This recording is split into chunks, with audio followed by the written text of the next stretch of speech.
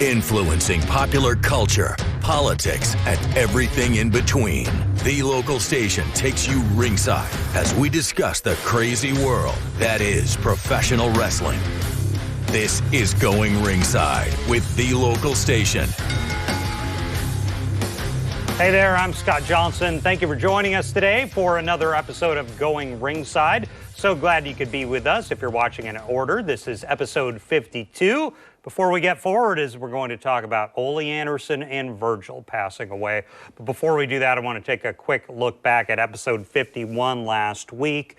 Sam Shaw, who you know as Dexter Loomis, opened a wrestling school here in Florida near our studios down in St. Augustine, Florida, called Hatchet Pro Wrestling, one of the biggest new wrestling schools in the Southeast. So if you're interested in this, you probably want to go look at what Dexter Loomis of WWE is doing with a wrestling school down in St. Augustine, Florida. We talked to some of the coaches. I take my first body slam, which was not fun.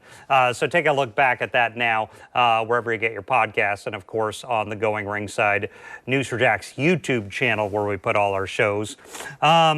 So today I was kind of figuring out where I wanted to go with the show, and then some bad news hit not once, but twice in the last week. Talk about two men who passed away just days apart, definitely separate wrestlers, but their deaths were almost identical dates. First, let's put on the screen Ole Anderson, a guy who also had the name The Rock. Ole, a legend of the 70s and 80s, and we're going to talk a lot about him here, one of the original Four Horsemen.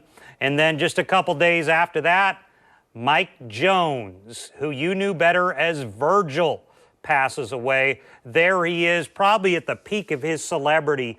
I think this would have been the lead up to WrestleMania 4 with $1 Million Man Ted DiBiase, Andre the Giant, and Bobby Heenan there at Trump Plaza, as they were probably going into WrestleMania 4 would be my guess, when he was $1 Million Man's illustrious bodyguard and intimidating looking guy, Virgil. So we can come back on camera now. So as this happened, as I've told you, we put exclusive, up-to-date information on our Going Ringside TikTok channel and Instagram channel. So when the news about Ole Anderson first broke and then Virgil, I just got on there immediately. We had to get the news out. I was actually in Costco, which a lot of commenters noticed when I heard about Ole Anderson. We were out driving on a news story in my other job as a journalist when I heard about Virgil, and we got it out there immediately. These clips both from the Going Ringside TikTok channels. Hey, I'm Scott Johnson, host of the Going Ringside podcast. Sad news, R.I.P. Ole Anderson. One of the great old school guys, a member of the original Four Horsemen, a booker in NWA and WCW, the guy who alongside Arn Anderson made the Anderson name, I think really great long term as it was. Ole was considered an old school tough guy, and he was a beloved figure in the industry to this day. They still think about his gravelly voice and his beard and being a part of the Horsemen until they finally let him go and he kind of went into the booker role. A lot of people lost track of Ole over the years, but just a sad day in the wrestling world as one of the longtime names that has endured over the decades. Ole Anderson has passed away. Hey, I'm Scott Johnson, host of the Going Ringside podcast. More sad news this week. Virgil, real name Mike Jones, has passed away. Virgil, the longtime, most well-known for being the bodyguard of $1 Million Man Ted DiBiase, and then he went out on his own and really at his most over time in the early 90s, eventually went to WCW and joined as Vincent, a knock on Vince McMahon with the NWO for many years, and he's been around a while, and Virgil really became somewhat of a online sensation as the down on his luck former star looking for money. He came into a lot of health problems in his latter years, and people kind of kept track of him online, but he has passed away, has dealt with a lot of health issues in the last few years, as well as some noted financial issues. But R.I.P. Virgil, he was a star at wrestling's peak, and he was right there alongside all the major things from DiBiase and Andre, taking the title from Hogan to the NWO and everything in between. Rest in peace, Mike Jones, a.k.a. Virgil. And so the stars and the contemporaries and the friends of these two gentlemen have been really pouring themselves out as they've heard about the deaths. Mike Jones was only 61 years old. Ole, older, a more reasonable 81 years old at his passing. But let's talk a little about it. I've heard from a lot of different guys who we've had on the show. All four of these guys are going to read for you. Arn Anderson, Ric Flair, $1 Million Man Ted DiBiase, Hacksaw Jim Duggan. We've all had on the show, and they're all just kind of, giving their well wishes and thoughts on Ole and Virgil. So let's start with Arn Anderson. Once again, we've had Arn Anderson on the show. You can go back and look at it in the archives right now. Really great interview. This is a quote from Double A about his longtime partner who he shared a screen name with, of Anderson. Each one of us starts dying the moment we are born. Some of us live long, fruitful lives. Some die too soon. All I have been able to figure out in my 65 years is to treat people how you want to be treated, and if they teach you anything, be grateful for that. Ole Anderson was brutally honest when it came to how he felt about life and wrestling. He gave me the rub of a lifetime, taking Gene's spot in the Minnesota Wrecking Crew. The Four Horsemen followed, and we know how that went. He was a mentor to me without meaning to be. I studied, and I will teach my son some Oleisms. To his family and people that loved him, we grieve with you. To those who thought Ole was too ornery to die, 81 is a full life. R.I.P. Rock. Don't forget, back in the day, he was also called The Rock as well before Dwayne Johnson even took it on, probably ironically around the time that Don Morocco had it. And Nature Boy Ric Flair also sending out condolences. Let me pull it up here really quickly. We had a quick clip of the Nature Boy on episode 1 of Going Ringside, if you ever want to check that out. This from the Nature Boy, the leader of the Horsemen. I am forever thankful to Ole and Gene for bringing me into Crockett Promotions as a cousin. It launched my career. I will forever be grateful to you for giving me the opportunity to become who I am today. We didn't always agree with each other, but the honest to God truth is you, Gene, and Gene started me. Rest in peace, my friend. So let's, before we get to Virgil, talk a little about Ole Anderson and who he was. A little later in the show, we're going to have a friend of the show, Joe V., who's an anchor in Portland, Oregon, join us to talk a little about the life and legacy of both Ole Anderson and Virgil. But before we do that, before we get to some of the well wishes, Virgil from Ted DiBiase and Jim Duggan, let's talk a little about the life and times of Ole Anderson. So Ole Anderson is not his real name. I honestly thought it was. His real name is Alan Robert Rogowski. And Ole is an old-timer. Ole started in the late 60s. He was in the AWA. Then he went to Jim Crockett Promotions going into the 70s. And he kind of bounced around back in the territorial days. He was an old-school tough guy. What you remember from way back, well before you had the Hulk Hogan era of cartoon wrestling, and you just had old-school, legit tough guys. Ole Anderson was one of them. By all accounts, just a cranky, old, ornery SOB. And that's how people knew him, and that's how people remember him, and he was really good at it. Most of his time was in Jim Crockett Promotions and Championship Wrestling from Georgia, which is what eventually morphed into the WTBS show when cable came around in the 1980s. And he was eventually brought into the Andersons. So this is before my time. You had Ole and Arn Anderson as the Minnesota Wrecking Crew. Before them, there were guys who had taken the Anderson name, Gene Anderson and Lars Anderson. This is when I was just born. This is before my time, but they eventually brought in Ole and brought in Ric Flair because Ric was originally from Minnesota. And Ole was given the name Ole Anderson. He was part of the Minnesota Wrecking Crew, and he carried on its lineage from what you had Lars and Gene Anderson do before him. And eventually he brings in Marty Lundy. Marty is the real name, who you know today as Arn Anderson. And so by 85 to 87, I recently went back and watched all the old NWA, WCW stuff. I didn't quite remember how the Four Horsemen were formed because I was a kid at the time. And it actually took a little while. You had Flair as the face of the company. You had Arn and Ole Anderson, the Minnesota Wrecking Crew, and then you had Tully Blanchard is kind of, I would say, just below Flair. He usually had the TV title, and they were all different heels. Then eventually they kept overlapping for a span of about a year. Then by about '86, they finally named themselves the Four Horsemen. Probably the most iconic stable in wrestling of all time. I say that because a lot of stables have come and gone and people have forgotten. This one is almost 40 years old and they're still relevant, still talked about today. And you had Rick and Tully, kind of the good-looking guys. Rick was the head, he was the champ. Tully was just underneath him. Then you had Arn and Ole, who looked like each other. They both had beards, they both looked older than they really were, both somewhat bald on top, and both could really cut a good promo. Ole, of course, was kind of the veteran of the group. He had been around a lot longer. He had the ornery, gravelly voice, and when he talked, you listened. He was intimidating. He could cut a very good promo. And then eventually, after about a year or two, Ole leaves the Horsemen. He was kind of getting a little closer to retirement, not really wanting to keep doing the in-ring work, and they kicked him out. I think, if I remember right, they beat him up to kick him out of the Horsemen in the storyline, the group did. And he left, and we had Arn Anderson on the show tell me they always thought of the guys who replaced Ole, Barry Windham was the best one, that he felt fit the Horsemen the best. And once again, you can go watch the Arn Anderson show now.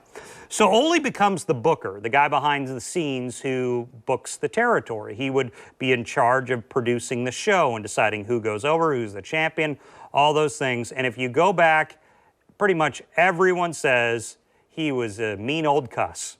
Like, if you had to deal with him backstage, he was an ornery guy with that gravelly voice, and he was just a throwback to the old school. When I hear about him, I think about guys like Cowboy Bill Watts, just someone you didn't mess with who could really fight you backstage if he needed to, and that's how he was. And he was the booker for several years, finally through '94. Now, Ole, and we're going to talk about Joe V in a little bit, was known for having some of the corniest gimmicks to come to WCW. So by late 80s, early 1990s, WCW, NWA, they're like, we got to compete with WWF.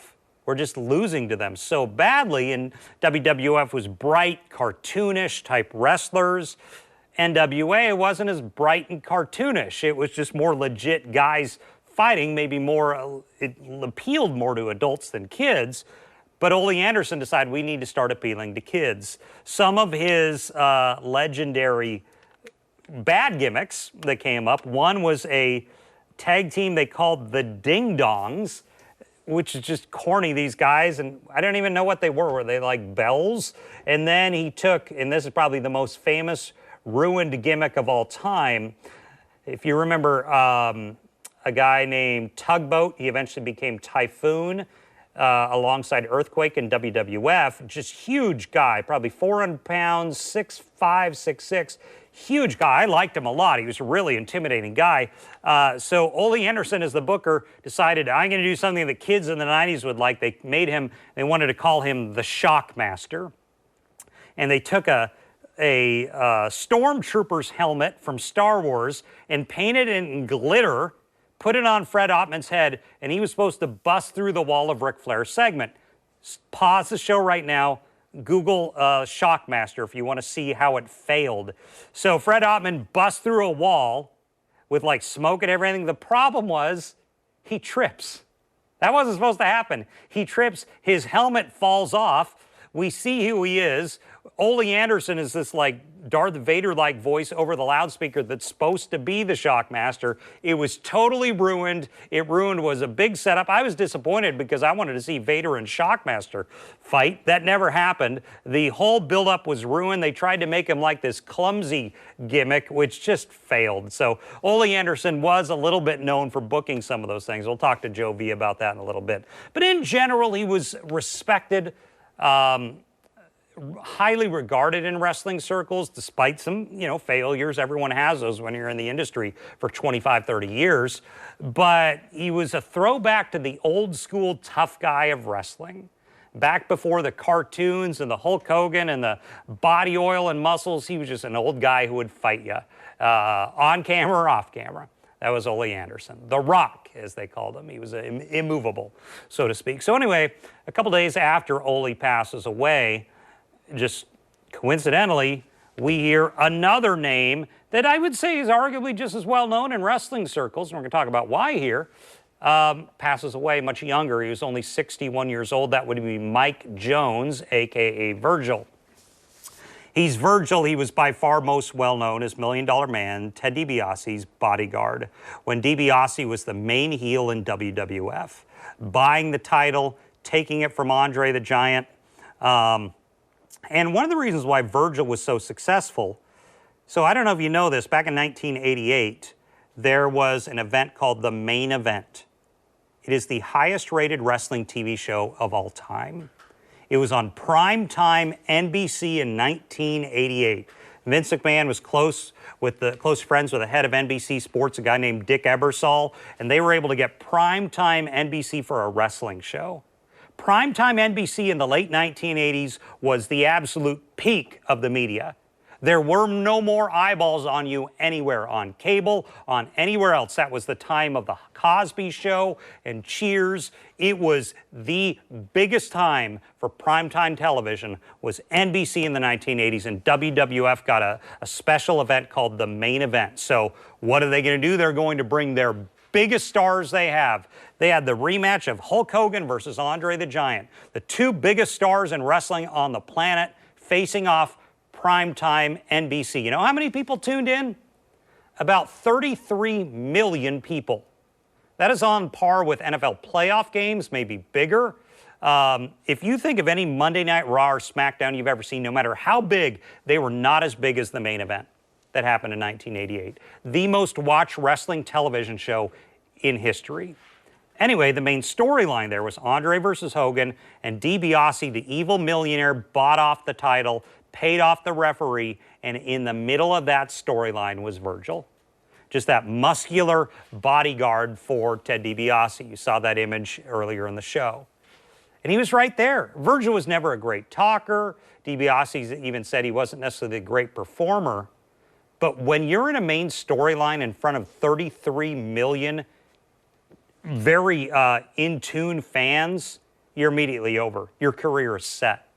I mean, in wrestling, you can be a great worker, you can be a great talker, you can be all these things. But Ric Flair in the 1980s could have only dreamed of getting 10 million, let alone 33 million eyeballs on you. That's why Virgil did so well. So I want to read some well wishes. This from $1 Million Man, Ted DiBiase. They kind of had an on-again, off-again relationship after they separated and were no longer in wrestling together. But this is what the $1 Million Man put out on, I believe this was Instagram. It took a few days to process everything, but I didn't want to let too much time pass before I paid my respects to Mike Virgil Jones.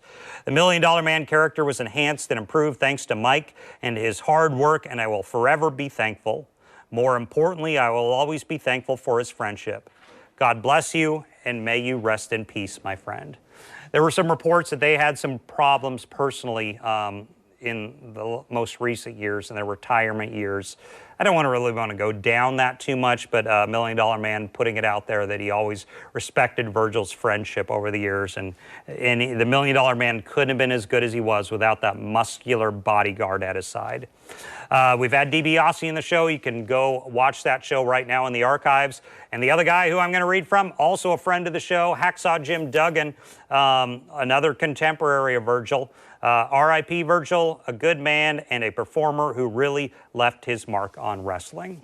So as I said, Virgil, after that whole run with DiBiase, they teased it for years. Will he finally get tired of this evil boss? He finally had enough, and he said, I'm not going to do this anymore, and they started a feud. It was the peak of Virgil's career. This is probably about 91, maybe.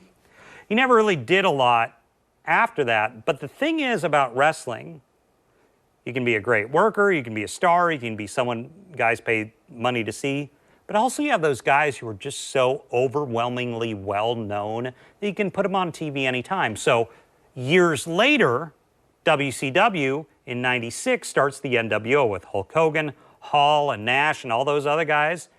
And they bring Virgil, Mike Jones, and they rename him Vincent because WWF owned the rights to the name Virgil. So they call him Vincent, a knock on Vince McMahon. And through all those NWO years, Vincent, or Virgil, was always front and center. Even though he was kind of the pawn they'd put out there to get beat up, you could always put him on camera because he was so well known. Any TV station, any TV viewer in the world who turned it on would immediately know, I know who that is. So he was a good guy to have on camera. It didn't hurt to have him on, even though he was never the best worker, the best talker. Everyone knew who he was, and that remained. In his latter years, Virgil fell on hard times very publicly and almost is a media meme. So there's a famous meme out there, and I don't remember exactly, where he was like, you know, sitting alone at an event, like asking people to pay him for an autograph. He was down on his luck. It really became an internet meme in the last 10 years of his life. And then we did learn that he started having some health issues and deteriorated and passed away at age 61. His family had put out a GoFundMe, if you want to go look up The Real Virgil on TikTok, on Twitter, X, or Instagram. The family has a GoFundMe to try pay for his funeral expenses. There's a report out there that Chris Jericho put forward $5,000 to help pay for his burial. A nice gesture by Y2J. But I wanted to sit down and unpack the history of both Ole Anderson and Virgil with a friend of the show, Joe V. He's a news anchor with KPTV in Portland, Oregon. We had him on the show to talk a little about Ole and Virgil. There were some technical glitches, just bear with in this interview. I was dealing with lightning at the time we were on this Zoom call, but here's my interview with Joe V. Well, we're joined now by Joe V. out of Portland, Oregon, wrestling historian, really, and an anchor at KPTV Channel 12. You're very generous with that. Wrestling fan. Wrestling fan. Let's keep it But at you've been a that. long enough fan to where you've almost become a historian. Well, yeah, if you live long enough, I guess that happens. Yeah, so talk to me about Ole and Virgil. Let's start with Ole. He was the first to pass. He was 81 years old. I mean, he's really got a history in this business as a booker and a wrestler. What was Ole's impact? Well, that's an interesting question because I think it's twofold. It's one, obviously, as a wrestler, founder of the Four Horsemen. I think that's what today's fans would probably most remember, but also a continuation of the Anderson legacy, Gene and Lars Anderson, legendary tag team. And then Ole inherited that lineage. I mean, he was brought into it. He was given that name. His name wasn't really Anderson. So he continued this great tag team tradition with the Andersons as a wrestler. Big star in a number of territories, Georgia in particular, but really throughout a number of different territories. And then, of course, again, I think a lot of fans would definitely now remember him as the founding member of the Four Horsemen. And of course, his name passed on to Arn Anderson, who's passed his name on to his son, Brock Anderson. So the Andersons keep continuing, only one of them, I believe Lars was the only one that was an actually Anderson. Maybe it was Gene. I can't remember. There's only actually one real Anderson. Doesn't matter. So Ole Anderson, big star. Ole was kind of at his most memorable for our generation toward the end of his wrestling run, when he was wrapping up with the Horsemen in WCW. And he's kind of known, would you say, as kind of a throwback to the old school tough guy, kind of like a Bill Watts or someone like that, who just did not really fit in with modern society too well. No, he was not the body. He was the kind of the broad-chested guy. He looked like, if your friend had a really kind of like tough-looking dad, it would be, Ole Anderson. Yeah. But I think the difference between him and like a lot of quote-unquote wrestlers, and this is something probably Ole Anderson would pride himself in, is he came across very believable. His promos were very articulate, very kind of believable, and you kind of believe the stuff this guy was saying. He's very smart, very well spoken, and so you believe that maybe this really was just some tough, barrel-chested guy. And by most accounts, he really was a tough, barrel-chested guy. So I've noticed an interesting dynamic because he was such a cantankerous old guy at the end. Yeah. Mm-hmm. And like, but not towards the end. Not towards the end. I think I know people, I have friends that, worked with Ole, worked for Ole, because of course he was a booker in the Georgia territory famously. And they worked for him and basically said he was just the most ornery, unpleasant guy they've ever worked for. Essentially, is what I've been told. But the fact that he's still remembered, kind of, you see the positive and the negative still in these memoriams that are out there, kind of shows kind of what a presence he was in the industry. Well, yeah, I mean, two things can be true, right? You can be really good at something and a complete jerk.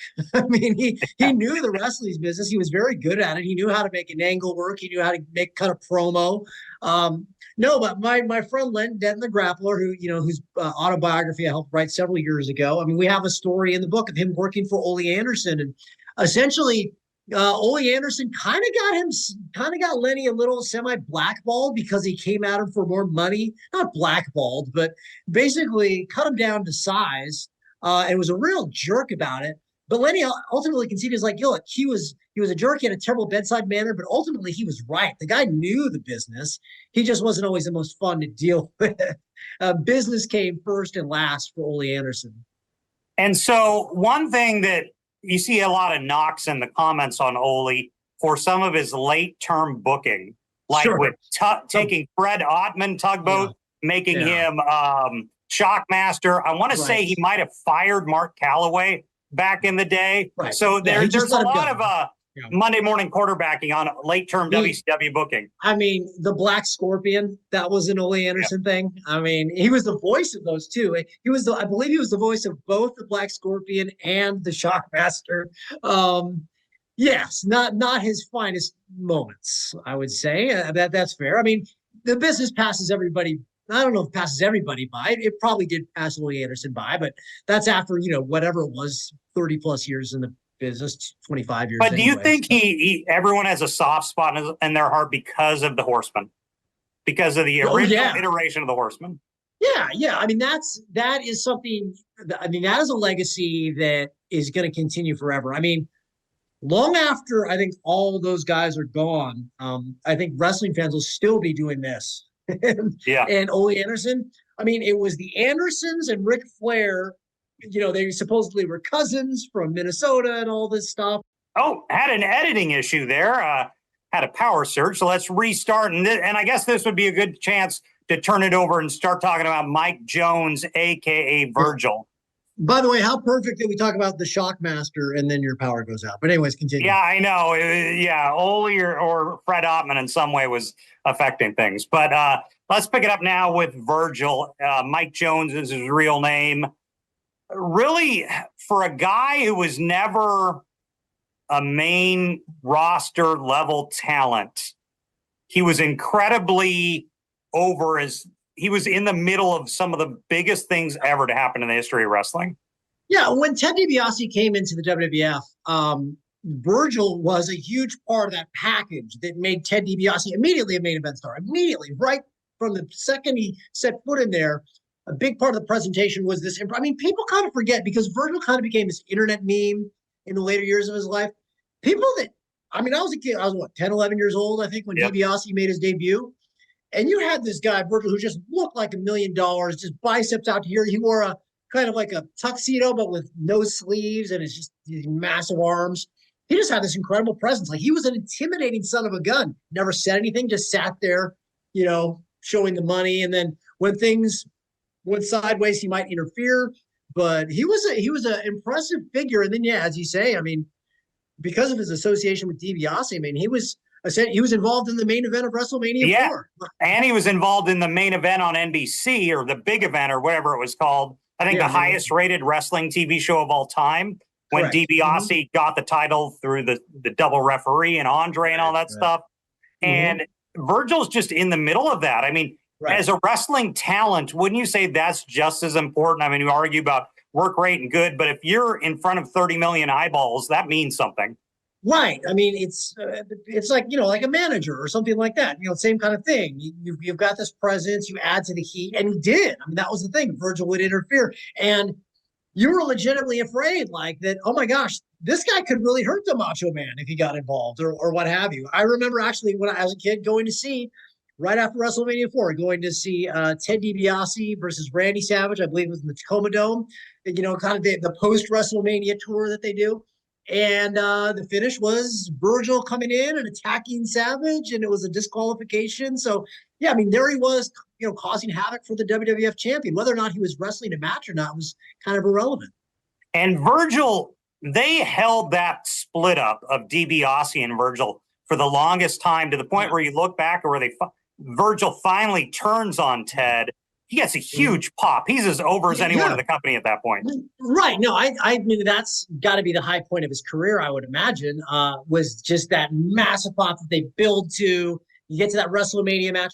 Roddy Piper's involved with that, if you remember. I mean, so they got in like a legendary guy to be with him, kind of be his mouthpiece and his mentor and all of that. So, no, that was a huge moment. Like, he was never able to, as a performer wrestler, get beyond that. Really, after his run with DiBiase, he just kind of like languished, I suppose, mid-card, lower mid-card kind of stuff.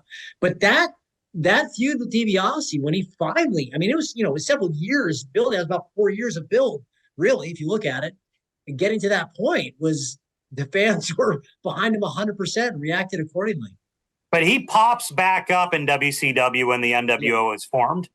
And he's Vincent, which it was a knock on McMahon, wasn't it? Right.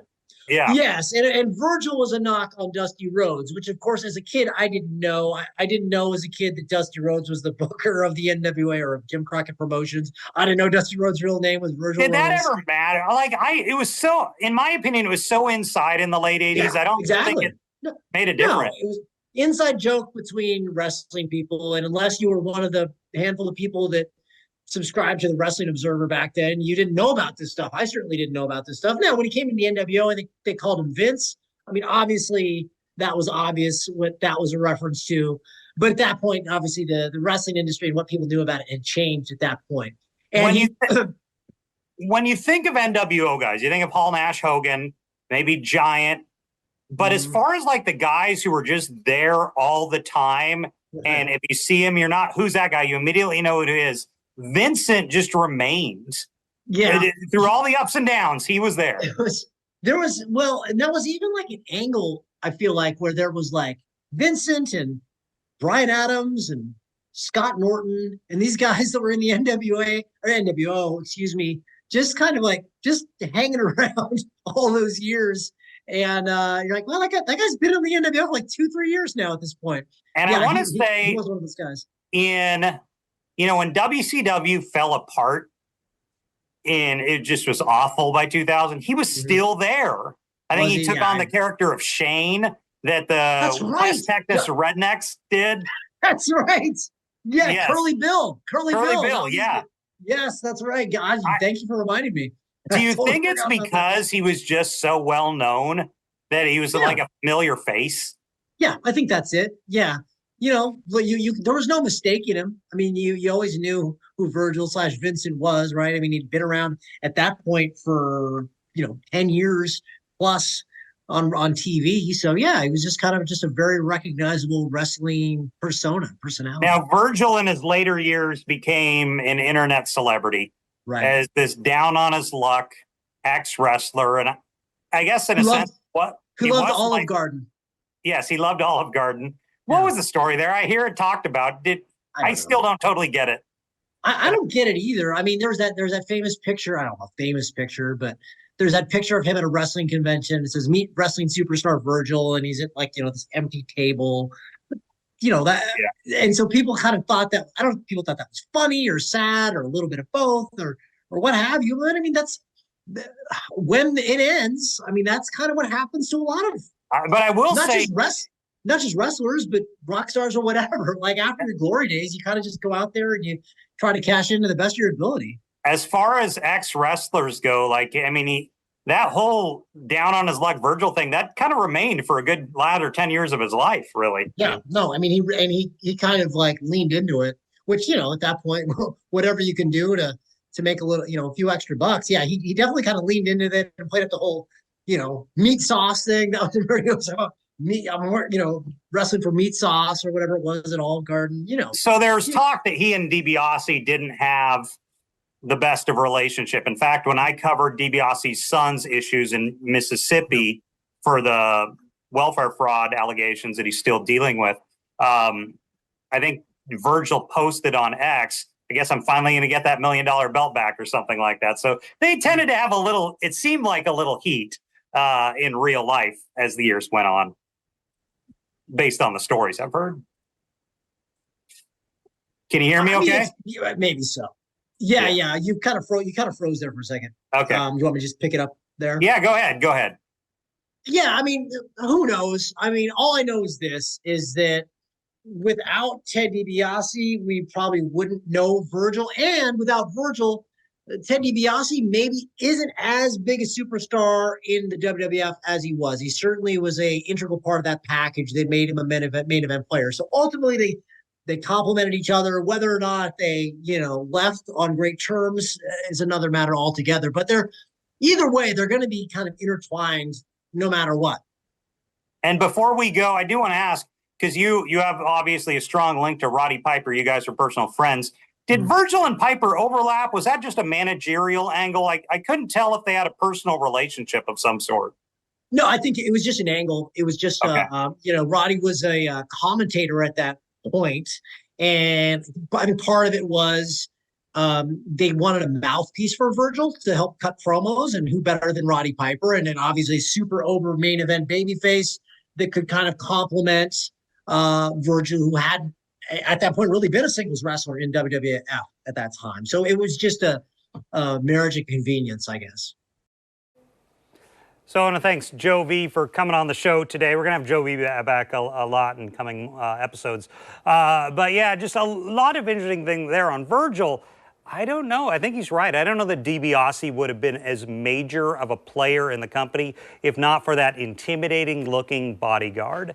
And as I can't say it enough, there's a lot of things that people say make a difference in wrestling. You're a great worker, you're a great talker, you're this or that. But to be in front of 30 million eyeballs as a character in a storyline is important. Because that's really what it's all about, getting people to watch you, recognize you, be familiar with you when you turn on TV.